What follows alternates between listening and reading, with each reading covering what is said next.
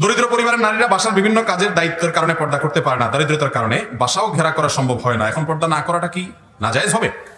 দেখুন, এই অভিযোগ সব সময় বেশিরভাগ ক্ষেত্রে সঠিক নয়, কোনো ক্ষেত্রে আংশিক সামান্য সত্য হতে পারে। কারণ আল্লাহ রাব্বুল আলামিন বলেছেন, লা ইউকাল্লিফুল্লাহু নাফসান ইল্লা উসআহা, আল্লাহ কাউকে সাধ্যের বাইরে কোনো কিছু নির্দেশ দেন না। ফাত্তাকুল্লাহা মাস্তাতা'তুম, তোমরা আল্লাহকে ভয় করো যতটুকু সাধ্যগুলা, আপনার যতটুকু সামর্থ্য আছে এতটুকুর ভিতরে পর্দা করবেন। আপনার একেবারে পর্দা করার মতো টাকাও নাই, আপনার খাওয়া পড়ার ঠেকা থেকে বাঁচিয়ে কিছু কিছু হলে আপনি পর্দা করবেন, কারণ এটা ফরজ আপনার জন্য।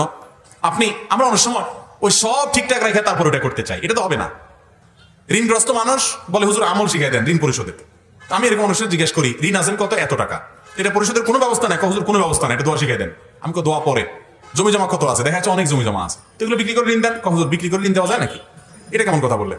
তো ওইগুলো সব থাকবে, আপনি শুধু দোয়া শিখাই দেন, দোয়া করবো, আসমান থেকে টাকার বস্তা পড়লে ঋণ দিয়ে দিবে।